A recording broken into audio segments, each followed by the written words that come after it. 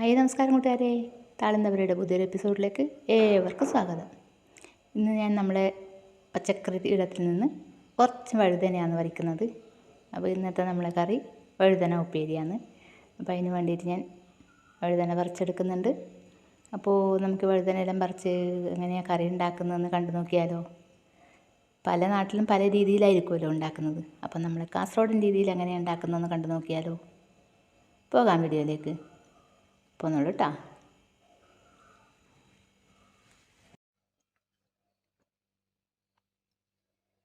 അപ്പോൾ നമ്മൾ വഴുതന മുറിച്ച് കഴിഞ്ഞിട്ടുണ്ട്. മുറിച്ച് കഴിഞ്ഞ് കഴുകി എടുത്ത് വന്നിട്ടുണ്ട്. അതിൻ്റെ ഒപ്പം ഞാനൊരു കുറച്ചും ചക്കക്കുരുവും കൂടി മുറിച്ചെടുത്ത് കഴുകിയിട്ടുണ്ട്. അപ്പോൾ നമുക്ക് ചക്കക്കുരു ആദ്യം വേവിച്ചെടുക്കാം. ചക്കക്കുരുവും വഴുതനയും അതിൻ്റെ ഒപ്പം ഉണക്ക് മീനില്ല, ഉണക്ക് മീൻ അതും കൂടി ഇട്ടാൽ നല്ല ടേസ്റ്റ് ഉണ്ടാകും. ഇത് കുറച്ച് ഉപ്പിടാം. വഴുതനയും ചക്കക്കുരുവിൻ്റെ ഒപ്പം ഉണക്ക മീനും കൂടി ഇടണം. ഇന്നിപ്പോൾ എനിക്ക് ഇതൊക്കെ പോകാനുണ്ട്. അപ്പോൾ അതുകൊണ്ട് ഉണക്ക മീൻ വാങ്ങിച്ച് വെക്കാനും സമയമില്ല. കുറച്ച് മഞ്ഞൾപ്പൊടി ഇട്ടും. അപ്പോൾ നിങ്ങൾ ഇങ്ങനെ വെക്കുന്നുണ്ടെങ്കിൽ അതിൻ്റെ ഒപ്പം ഉണക്കിൻ്റെ ചെമ്മീനോ മുള്ളനോ മറ്റാണ് ഇന്ന് നല്ലത്. കുറച്ച് മുളക് പൊടിയും കൂടി ഇടുന്നുണ്ട്.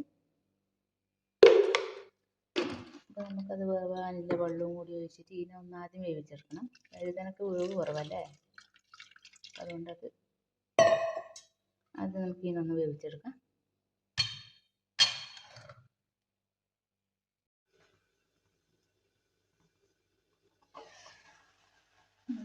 ചക്കക്കുരു വെന്തിട്ടുണ്ട്, അത് ആറിയിട്ടുണ്ട്. നമുക്ക് അതിലേക്ക് ഇനിയിപ്പോൾ നമ്മൾ വഴുതന ഇട്ട് കൊടുക്കാം.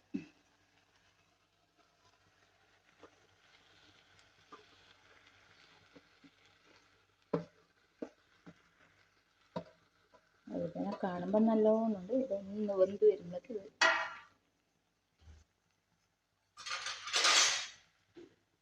കുറച്ചേ ഉണ്ടാവില്ല. ഇളക്കി കൊടുക്കാം. അതിൻ്റെ ഉപ്പ് എല്ലാത്തിനും പിടിക്കണ്ടേ, അപ്പം അതിന് വേണ്ടി ഒന്ന് ഇളക്കി കൊടുക്കാം. ഉപ്പും മുളകും മഞ്ഞൾപ്പൊടിയെല്ലാം വഴുതനക്കും കൂടി പിടിക്കണ്ടേ.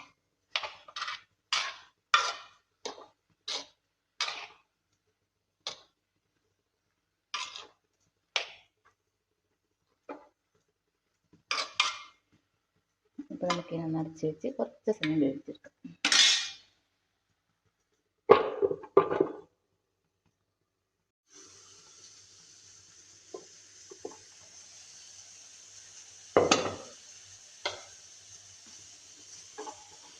വഴുതന വെന്ത് വരുന്നുണ്ട്.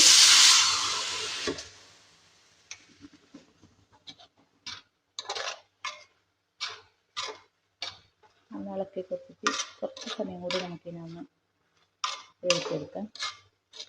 ചെറുതീയിൽ വെച്ചിട്ടാണ് ഇത് ഉള്ളത്. ഇപ്പം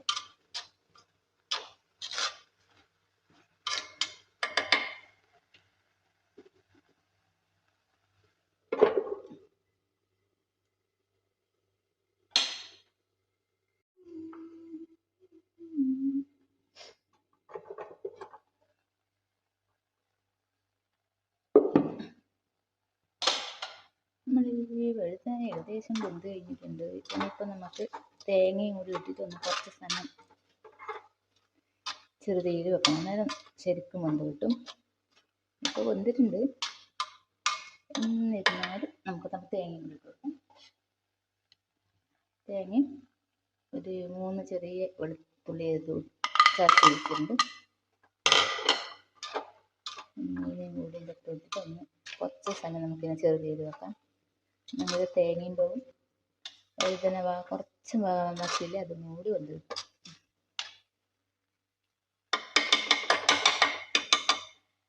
കുറച്ച് സമയം വെച്ചിട്ട് നമുക്ക് ഇതിനെ ഇറക്കി വെച്ചിട്ട് ഇതിൻ്റെ താളിപ്പിൻ്റെ സംഭവങ്ങൾ ഉണ്ടാക്കാം. വറവുണ്ടാക്കാൻ ഞാൻ ചീനച്ചട്ടി വെച്ച് എണ്ണ വെച്ചിട്ടുണ്ടായിന്. അത് നന്നായി ചൂടായി വന്നിട്ടുണ്ട്. ഇനിയിപ്പോൾ നമുക്ക് കറിവേപ്പില ഇട്ട് കൊടുക്കാം. ഈ കടുക് വേണ്ട, ഇനി കറിവേപ്പില മതി. കറിവേപ്പിലൊപ്പം തന്നെ നമുക്ക് മുളകും വെളുത്തുള്ളിയും കൂടി ചതച്ചതുണ്ട്, അത് കുറച്ച് ഇട്ട് കൊടുക്കാം. നേരത്തെ മുളക് പൊടി ഇട്ടതുകൊണ്ട് ഇത് കുറച്ച് മതി.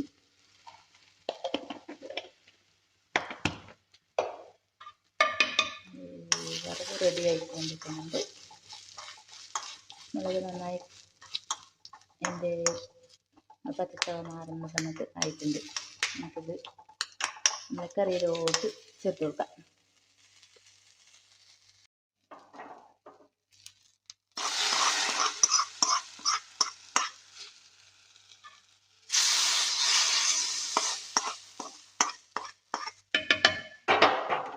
ഇങ്ങനെ നമ്മൾ വഴുതന ചക്കക്കുരു കറി റെഡി ആയിട്ടുണ്ട്. നല്ല ഒരു ഉണക്ക് ചെമ്മീൻ്റെയും കൂടി കുറവുണ്ട് ഇതിൽ, സാരമില്ല. ഉണ്ടല്ലേ നമ്മളെ വഴുതന ചക്കക്കുരു കറി ഉണ്ടല്ലേ.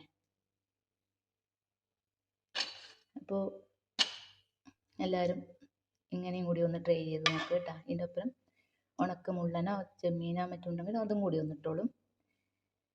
അപ്പോൾ എല്ലാവരും എന്ത് ചെയ്യേണ്ടത്, വീഡിയോക്ക് ലൈക്ക് അടിക്കണം, കമൻ്റ് ഇടണം, പിന്നെ സബ്സ്ക്രൈബ് ചെയ്യാത്ത ആൾക്കാരാണെങ്കിൽ ഒന്ന് സബ്സ്ക്രൈബ് കൂടി ചെയ്യുക. അപ്പോൾ അടുത്തൊരു വീഡിയോയിൽ കാണുമ്പോൾ എല്ലാവർക്കും ബൈ ബൈ.